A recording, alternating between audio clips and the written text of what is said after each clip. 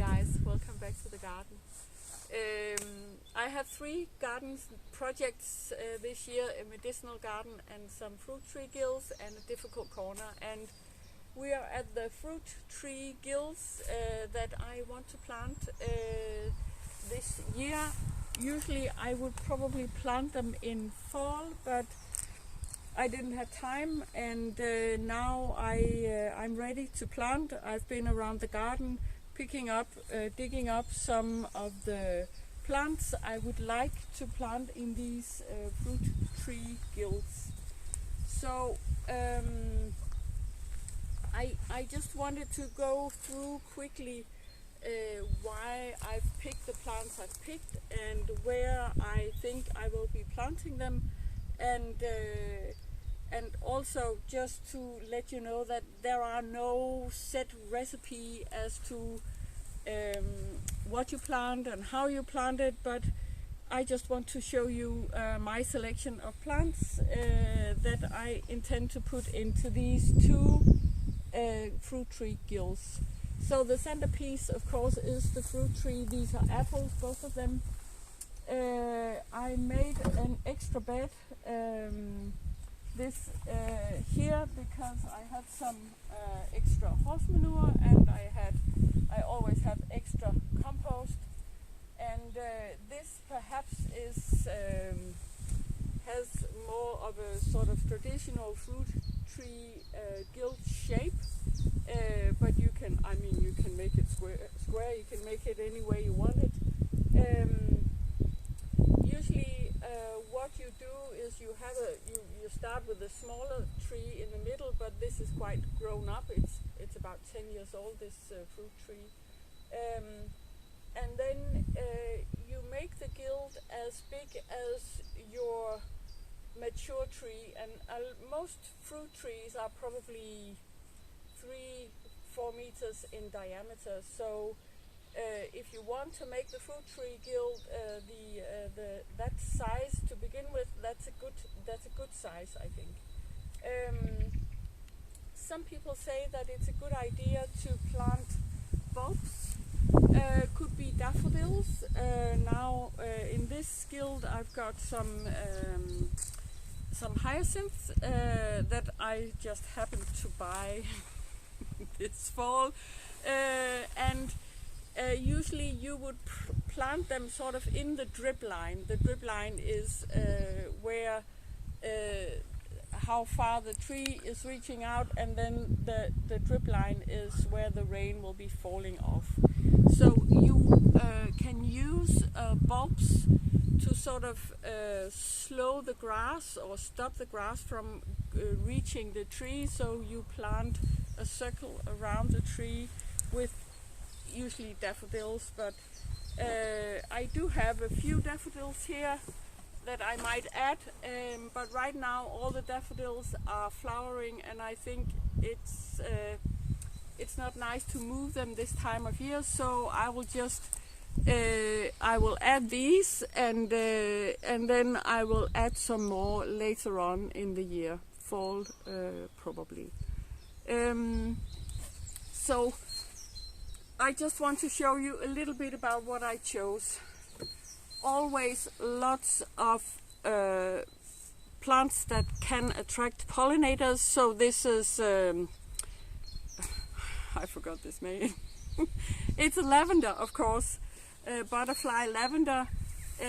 I've got some different kinds of sage.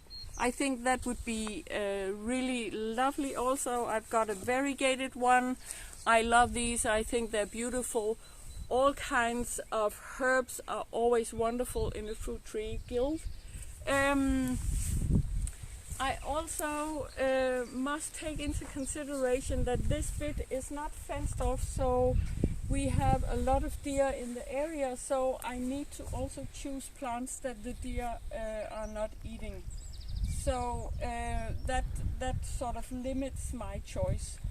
But I've just been around the garden and picking lots and lots of different kinds of excess plants, stuff that's growing where I don't want it, on the pathways, for instance, and I'm trying to find something that is a service to the tree. That could be, for instance,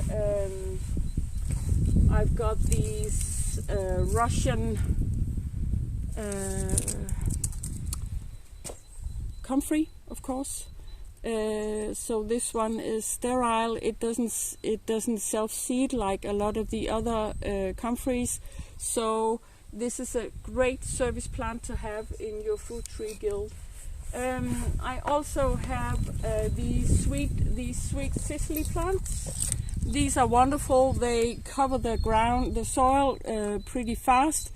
I love the taste. I love the flowers. And the deer don't seem to like it, so this fulfills all the criteria.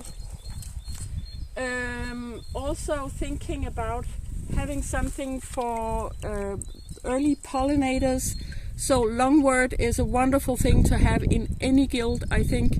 It's super important for the bumblebees, always full of those in the spring. And then this one was growing alongside some ground ivy. That too is a great addition to any guild. Bees love it, and it just spreads and covers the soil. I also think sometimes it's nice to have huge plants in the guild. Of course, if you're starting out with a small apple tree, you don't want any plants that are simply overpowering that tiny tree, and this Kardoon could do that. But since my trees are grown, I am not afraid at all to put this Kardoon sort of in the back, so it doesn't take up too much space, but can just be beautiful and flowering among the trees. I also, again, I'm just thinking about what I can do to attract pollinators, and I have some. This is, I think, common knapweed and some greater knapweed also, or it's the other way around, I'm not sure. And then I also have a Silene, a beautiful white variety. I think they are amazing. Why not have beauty also in your guild? But I'm also thinking about having something that's edible for me. That the deer don't like, and this one is red valerian. I have this all over the garden. It's an absolute favorite for the insects, and I eat the early leaves right now. Actually, they are delicious. Once they start flowering and the summer dries, the leaves a little, they are too bitter to eat, I think. Another favorite in a guild would be Majoram. You cannot go wrong with that. That covers the soil. Insects love it. It's great in salads. It's beautiful to look at. It's amazing. And then again, I also have taken loads of different kinds of geraniums. These, I don't know exactly the name, but they're beautiful. I've got another kind of geranium that really covers the soil well. That one is amazing also, flowering a very long time. And then I think adding in any guild, adding currants, for instance. This is a black currant, Big Ben. It has just rooted by itself, so I cut it off, and now I intend to plant it in this lovely guild. When you place these currants, for instance, it's good to think about where you have most sun, because a large tree like this will actually give quite a lot of shade. Of course, the sun is moving around this way, but on this side you will have most sun. So this is probably where I would place the currants, for instance, or any other plant that really enjoys a lot of sun. So some of the sages and other things I would probably also place in this sort of half circle. Another favorite that the deer don't like and I love is daylilies. They are delicious flowers. They are super easy to grow and I have them all over the garden, and they are actually there in the pathways, so I was just digging up a lot of these and they will cover pretty quickly, and I have them all to myself, which is quite wonderful. Another one I think is also like a service plant is Yarrow. Super good plant. It is repelling pests and just making sure that there's overall health in a system. I think that's amazing. What else do I have? I think now I'm planting all of this and I might not have enough, so I'm just gonna get more. But for instance, I have these to fill in the spaces between the plants that I'm planting. These are perennial leek, Babington's perennial leek, and they are beautiful and they love to grow everywhere. They're edible, the deer don't like it, and they flower and they self-seed all over, so why not add some of those? So it's really just adding whatever you have. And I was thinking also, these are some seed plants that I made. These are diorama, I think they're called. These are Fairy's fishing rod, and they are an absolute favorite. I think they're so elegant. And both of these are seed plants from last year, and I'm thinking to add them into the mix just because I think they have this beautiful sort of grass and then long gracious flowers flowing in the wind, and I just think that would be amazing. And then I'm adding also, maybe it's not so good, my husband is holding the camera, so I'm having to show him all the plants that I bought this spring, which is okay. So I have a lot of dahlias. I love these. I think they give lushness to any garden bed, and they are also, my excuse is that they are also edible, and they're quite lovely in a salad.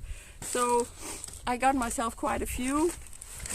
I might not plant all of them here, but I think they would look amazing when you pass here to go into the greenhouse. I also have some Crocosmia, the Lucifer, and another one, a yellow variety. I love these. I think they add beauty to any garden, and I love the way they flower.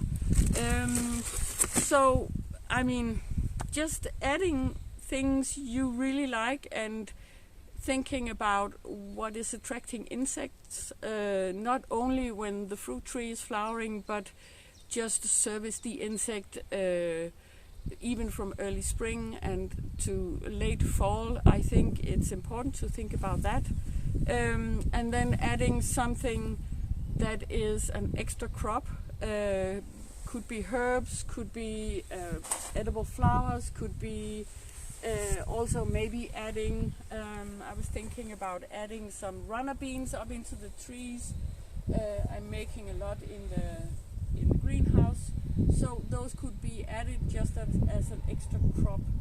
And I'm sure it will be beautiful, so we will be back once it's planted and once it has started growing, and I hope it will be beautiful. Thanks for watching. See you later.